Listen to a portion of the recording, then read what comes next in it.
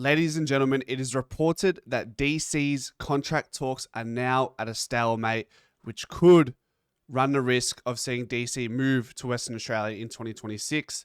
And some players over 30 who are venting some frustrations allegedly.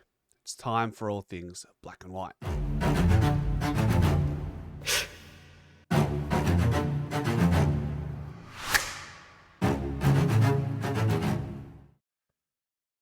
And so, ladies and gentlemen, we are at the pointy end of the year where all that truly matters is our quest for 17. So, trying to keep all eyes on that. This sort of side piece has been unavoidable with some of the absolute terms that Riley Beveridge is using when referring to the contract negotiations of a Darcy Cameron and players like Jeremy Howe, Jamie Elliott, and Brody Myercheck. So I'll share the media source first, and that's the wrong one. So what we'll do here is we shall go bang, restart capture, and here we go. So let's have a look. Let's have a look at this was released yesterday. Oh no, it was released this morning at 7:40. One of Collingwood's biggest stars has reached a contract stalemate and is seriously considering a move to rival club, most likely being West Coast, is where the destination club seems to be if DC was to go elsewhere. The West Coast Eagles are right in the mix, we know that. Cameron, however, is among a group of veteran Pies to become frustrated with the deals the club has put to them despite sustained success in 2025, according to AFL Media's Riley Beveridge. So the issue around the whole conversation is the financial side of things as reported here, given the fact that DC has been largely underpaid for the most part of the recent seasons where he has seen a massive,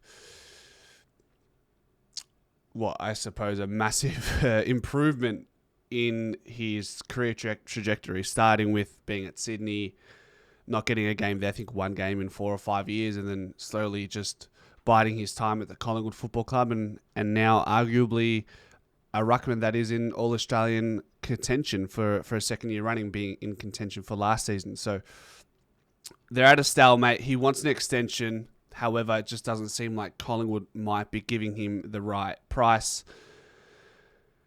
Let's dive into this. So the first thing that comes to mind when overpaying a ruckman at Collingwood, I immediately, my thoughts defer to the topic of Brodie Grundy when he was in prime form for the Pies X amount of, or 4 or 5 years ago, maybe even longer now, 2018, 2019 period, I would have to guess was the time where we gave him the big bag, and then he just went into this massive form slump. Ironically, it's taken him a few years, but he's in a position playing for Sydney right now where he's almost, not quite, but he's almost the Brodie Grundy of when he was at the peak of his powers for Collingwood. So that's the irony in that, but kudos to him. So I'm just a little bit skeptical around overpaying a ruckman. So I'm sure that's something the club are keeping in mind.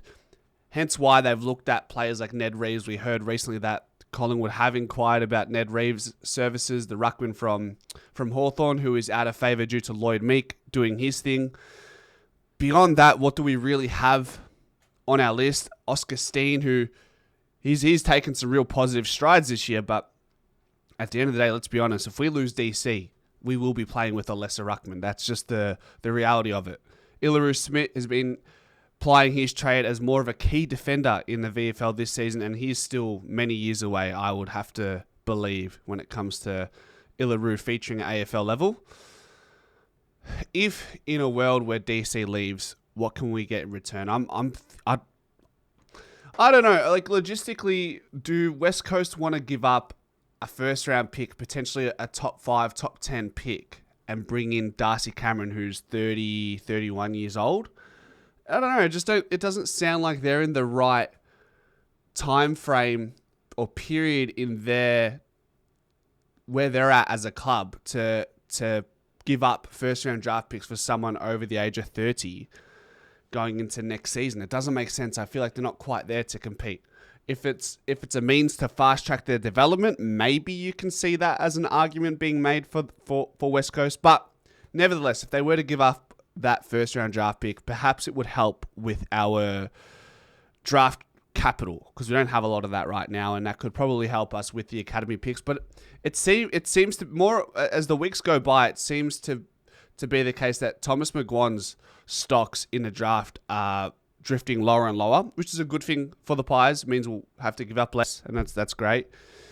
I think if and when we do draft Thomas McGuan, I think under the right guidance, and if we can instill the confidence he needs to be the player that he can be, I think he'll be a draft steal in the end. If he goes in the second round or wherever it may be, he was nominated for the state combine, where they do the athletic testing, the metrics.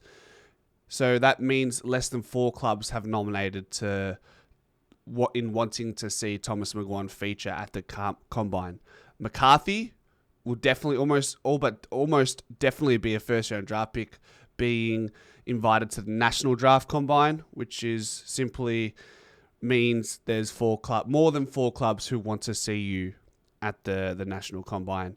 And Jai Saxena has actually not been invited to any. So I'm wondering whether we even draft Saxena at this point. But you'd think the 2 certainties right now are McGuan and McCarthy. So we'll see where that lands us. But that's me thinking about, okay, if we get the draft capital from this first round draft pick, if we do lose DC, then it's not the worst case, as we get to secure a future in the draft in 2025. The next player that was in the conversation was Myercheck. Do I have that here? I don't think I have it on this one, do I? Let's see. I don't think I do. But the fact of the matter was, Jeremy Howe and Brody Myercheck were both offered 1-year contracts.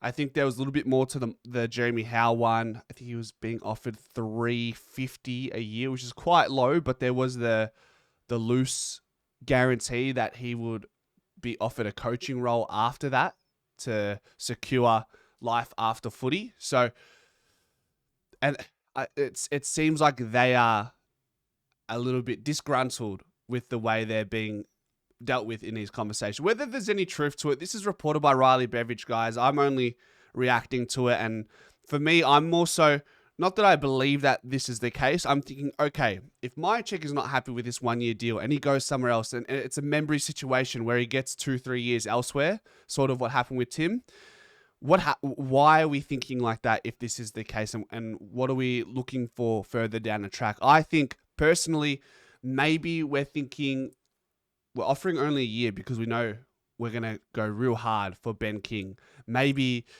if that doesn't eventuate, maybe the worst case scenario is we bleed Charlie West in next year. Those are some of the thoughts that run through my mind. I would ideally like to keep Darcy Cameron, Jeremy Howe, and Brody Myercheck. I just, logistically, we're not privy to how the list management side of things currently stands within the club and what they're thinking for in the off season.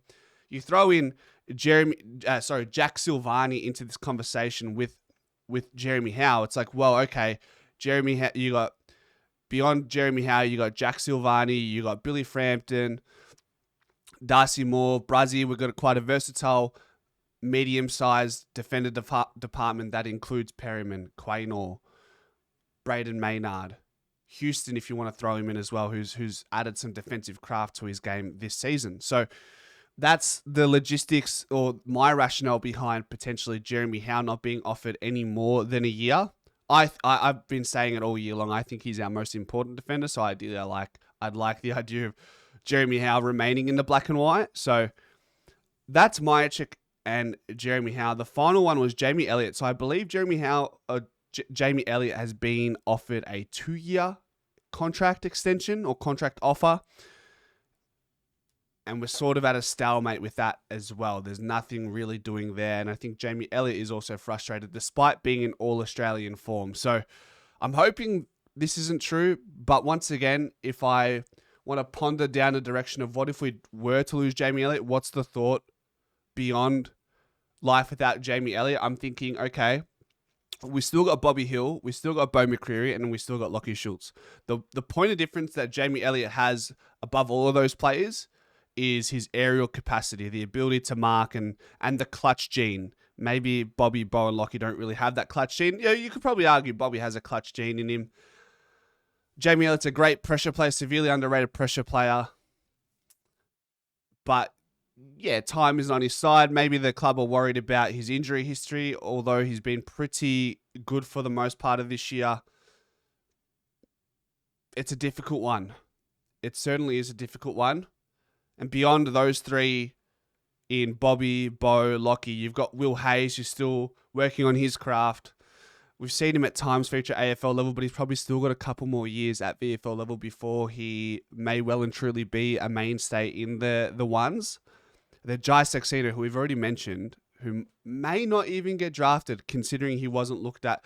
Not even Collingwood nominated to see Jai Saxena at the state draft combine. But maybe that's a little bit of mind play with the other clubs, thinking we're not interested in him or something around those marks. We saw him at training. He was invited to train with the first team, so they've had a look at him and to a certain degree. So we'll see how that pans out. But all players in the end that I would love to keep. However, we're not privy to what's going on behind closed doors and what they're forecasting for what's to happen after 2025. There's a lot of changes that are going to come our way. Retirements, delistings, difficult contract negotiations. So we're here for it. But at the end of the day, guys, we've got bigger fish to fry right now and worry about. And what's at the forefront of my mind is Collingwood versus Brisbane this Saturday night, moving the Magnets tonight at 5:30. Looking forward to seeing you all there. And as always, go Pies.